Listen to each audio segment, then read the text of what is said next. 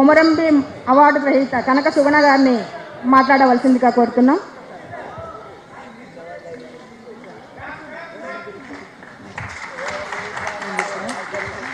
సుగుణ గారు పుట్టింది ఆదివాసీలకు పేరైన ఆదిలాబాద్ జిల్లా చిత్తూరు మండలంలోని పుల్లారం గ్రామం.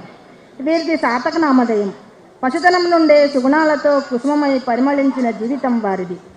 తాడిత పీడిత ఆదివాసీలను, అందులో భాగమైన మహిళల సమస్యలను అవగతం చేసుకుంటూ పరిష్కార దిశలో ఉద్యమ పంథాలో అడుగులు వేస్తున్న సామాజిక ఉద్యమకారిణి కనక సుగుణ గారు. కూలీ చేయక తప్పని పోడు వ్యవసాయం చేసుకునే ఆదివాసీ కుటుంబంలో జన్మించినందుకు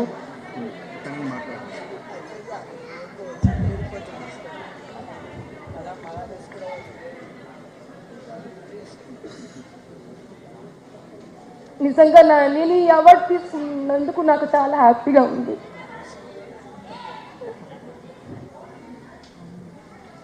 నిజంగా ఒక అరణ్యంలో ఉన్నటువంటి ఆదివాసీ బిడ్డను జన అరణ్యంలోకి తీసుకొచ్చిన ఎన్ఆర్ఐ సంస్థ వాళ్ళకి నా జన్మంతా రుణపడి ఉంటాను. ఈ అవార్డు వచ్చే విధంగా ఎన్ఆర్ఐ వాళ్ళకి పరిచయం చేసినటువంటి రచయిత విమలక్కకి, ఈ సామాజిక సేవలో నేను చనిపోయేంత వరకు ఈ సామాజిక సేవలో ఉంటానని రుణపడి ఉంటానని చెప్తున్నాను.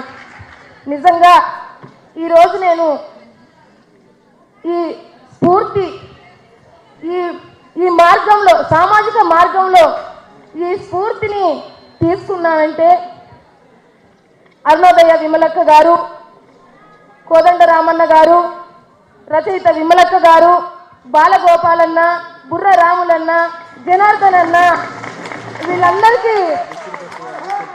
వీళ్ళందరికీ నా చేత అన్నం పెట్టానని చాలా గొప్పగా ఫీల్ అయ్యాను. నేను నా ఇంటికి వచ్చి నా ఇంట్లో వాళ్ళు నా చేత అన్నం తిన్నారు కాబట్టి వాళ్ళ యొక్క ఆశయం, కుమ్రం భీం యొక్క స్ఫూర్తి, భుజంగరావు యొక్క ఆశయం నాలో నింపుకొని నేను సామాజిక బిడ్డగా ఎదగడం జరిగింది.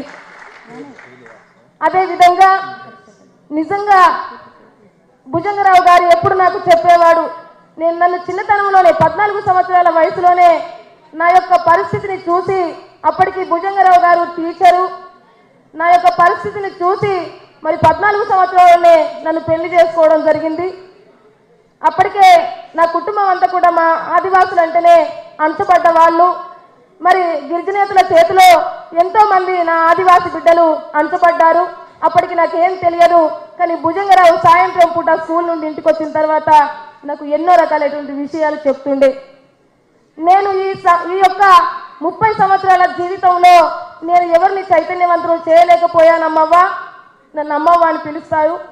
అమ్మవ్వ, నా కుటుంబంలోనైనా నేను చైతన్యవంతులను చేయాలి అనేసి నా పిల్లలకి, నా పెద్ద అబ్బాయి విప్లవ్, చిన్నబ్బాయి సాయుధ, వాళ్ళిద్దరికి కూడా నాతో పాటు మమ్మల్ని కూర్చోబెట్టి నైటు పూట మమ్మల్ని ఈ విధంగా, సమాజం ఈ విధంగా ఉంది, మన ఆదివాసుల బతుకులు ఈ విధంగా ఉన్నాయి, మన వంతుగా మనం ఏం చేయాలి, మనం ఒక తిని ఏదో ఒక ఈ బయట సమాజానికి బానిస కాకూడదు, మనం సమాజం కొరకు ఆలోచించాలి, అంతుబడ్డ బడుగు బలహీన వర్గాల కొరకు మనం ఆలోచించాలి, మన వంతుగా మనం కృషి చేయాలి ఈ జన్మకి అనేసి మరి చాలా సందర్భాల్లో మాకు చెప్పడం, వీళ్ళందరినీ కూడా స్ఫూర్తిగా తీసుకోవడం, మరి జంగల్ జమీన్ కొరకు పోరాటం చేసినటువంటి కుమరం భీము, అందులో భాగంగానే మా యొక్క తాతగారు సీటు, తర్వాత మా అమ్మ తాతగారు అర్జు పటేల్ కూడా మరి కుమరం భీం పోరాటంలో జోడేఘాట్లో మరి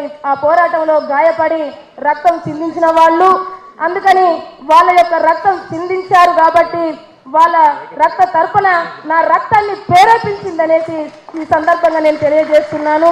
నిజంగా ఈ యొక్క జన్మ, ఇక్కడ నాకు లివర్ క్యాన్సర్ 2014లో వచ్చినప్పుడు ఏషియన్ గ్యాస్ట్రాలజీలో మరి మానవ హక్కుల వేదిక జీవనన్న గారు నిల్చొని మరి మానవ హక్కుల వేదికలో ఉన్నటువంటి వాళ్ళందరూ, విమలక్క, మరి కోదండ రామన్న, వీళ్ళందరూ కూడా నాకు సహకరించి నన్ను బతికించి బయటికి తీసుకొచ్చినటువంటి వాళ్ళు నేను నా జన్మకాలం అంతా కూడా రుణపడి ఉంటాను. మరి భుజంగరావు గారు రైతు ఆత్మహత్యలు జరుగుతున్నటువంటి సందర్భంలో మరి వెళ్ళి రైతు ఆత్మహత్యలు స్థితిగతులు తెలుసుకున్నటువంటి సందర్భంలో అప్పుడు కలెక్టరు అశోక్ గారు ఉండిరి. వెంటనే సస్పెండ్ చేశారు. సస్పెండ్ చేసి నువ్వు సీసీ రూల్ ప్రకారం నువ్వు ఒక ఉద్యోగి కాబట్టి రైతుల గురించి మాట్లాడే హక్కు నీకు లేదు అనేసి సస్పెండ్ చేస్తే 6 నెలలు ఇంట్లో ఉన్నప్పుడు మరి కోదండరామన్న గారు వచ్చి కలెక్టర్తో మాట్లాడి ఒక ఆదివాసీ ఒక టీచర్ ఉంటే ఆ గ్రామానికి ఒక కలెక్టర్తో సమానము, నువ్వెందుకయ్యా ఈ విధంగా చేశావు, చాలా తప్పు అనేసి మాట్లాడి మరి ఉద్యోగం ఇప్పించడం జరిగింది. ఒక ఇంక్రిమెంట్ కూడా కట్ చేశారు. అయినప్పటికీ ఇంక్రిమెంట్ కట్ చేశారని మనం మూల కూర్చోవద్దమ్మవా, మన ఉద్యోగం పైన సరే సమాజం కొరకు మనం ముందుండి పనిచేద్దామనేసి మరి మమ్మల్ని ప్రోత్సహించి ముందు నడిపిస్తున్నాడు భుజంగరావు.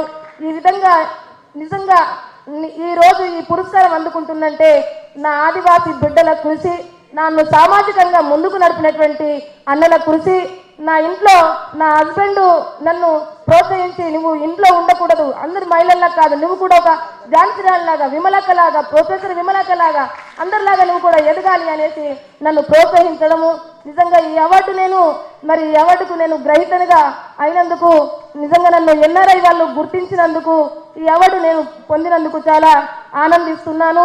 నిజంగా ఈ సందర్భంగా నేను తెలియజేస్తున్నది ఏంటంటే నా భర్త, నేను, నా 2 పిల్లలు, మేము నలుగురం కూడా మేము బతుకున్నన్ని రోజులు ఈ యొక్క ఎన్ఆర్ఐ ఈ అవార్డు సాక్షిగా నేను ఈరోజు చెప్పదలుచుకున్నాను. మేము తప్పకుండా మేము బతుకున్నన్ని రోజులు ఈ సామాజిక సేవలో బడుగు బలహీన వర్గాల వరకు మేము తప్పకుండా మా వంతు కృషి చేస్తామనేసి ఈ సందర్భంగా తెలియజేస్తున్నాను.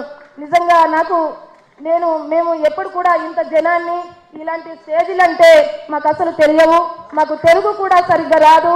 నిజంగా ఈ తెలుగు నేర్చుకోవడం వల్ల ఇక్కడ ఉన్నటువంటి అరుణోదయ విమలక్క, ఇక్కడ ఉన్నటువంటి ప్రొఫెసర్ విమలక్క నిజంగా మాకు ఎంతో తోడ్పడి ఈ రోజు ఇంతనన్నా తెలుగు మాట్లాడుతున్నానంటే ఇక్కడ కోదండరామన్న, బాలగోపాలన్న, బుర్రరాములన్న వీళ్ళందరి కృషి నాకు ఎల్లవేళలా ఉంది.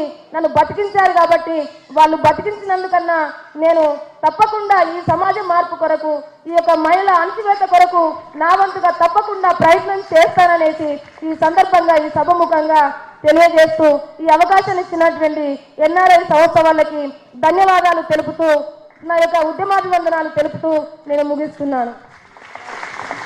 ఉద్యమ పంతాలో అడుగులు వేసిన సామాజిక ఉద్యమకారిణి కనక సుగుణ గారిని కొమరం భీం రావడం ఎంతో సంతోషం అని చెప్తూ తర్వాత అవార్డు ప్రకటించవలసిందిగా కోరుతున్నాం. ఒక్క విషయం, నన్ను వెన్ను తట్టి ముందుకు నడిపించి నువ్వు ధైర్యంగా ఈ సమాజం కొరకు, బడుగు బలహీన వర్గాల కొరకు నువ్వు పని చేయాలి అనేసి నన్ను వెన్ను తట్టి ముందుకు నడిపించి ఈరోజు అవార్డు గ్రహీతగా నిలబెట్టి ఈరోజు ఆమె తన యొక్క ఆఫీస్ను సీజ్ చేసి ఆమె రోడ్డు పాలు చేసింది ఈ ప్రభుత్వము. నిజంగా నాకు చాలా బాధాకరమైనటువంటి విషయం. నేను ఈరోజు అవార్డు తీసుకుంటున్నాను, ఒక విధంగా చాలా సంతోషం, ఒక విధంగా చాలా బాధాకరమైనటువంటి విషయం కూడా. ఎందుకంటే నన్ను వెన్ను తట్టి ముందుకు నడిపి తను ఏదో ఒక చీకటి గదిలో అనుభవిస్తున్నటువంటి దుస్థితిని చూసి నిజంగా చాలా బాధ అనిపిస్తుంది. ఒక మహిళగా ఇక్కడ ఉన్నటువంటి మీడియా మిత్రులు అన్నలు కూడా ఈ విషయాన్ని ముందుకు తీసుకెళ్తారని నేను ఆశిస్తున్నాను. ఇక్కడ స్టేజ్ పైన ఉన్నటువంటి పెద్దలు కూడా ఈ విషయాన్ని ఆలోచించి ఒక స్త్రీ, ఒక మహిళ, ఒక ఉద్యమకారురాలు, ఒక చైతన్యవంతురాలు, సమాజం కొరకు పనిచేస్తున్నటువంటి ఒక ఉద్యమ బిడ్డగా తన్ని గుర్తించి తన యొక్క ఆఫీసు తెరిచే విధంగా ప్రభుత్వానికి ఒత్తిడి తీసుకొస్తారనేసి ఈ సందర్భంగా తెలియజేస్తూ మీకు అందరికీ నమస్కారాలు చేస్తున్నా. ఈ విషయంలో మీరు ముఖ్యంగా నిర్ణయం తీసుకుంటారనేసి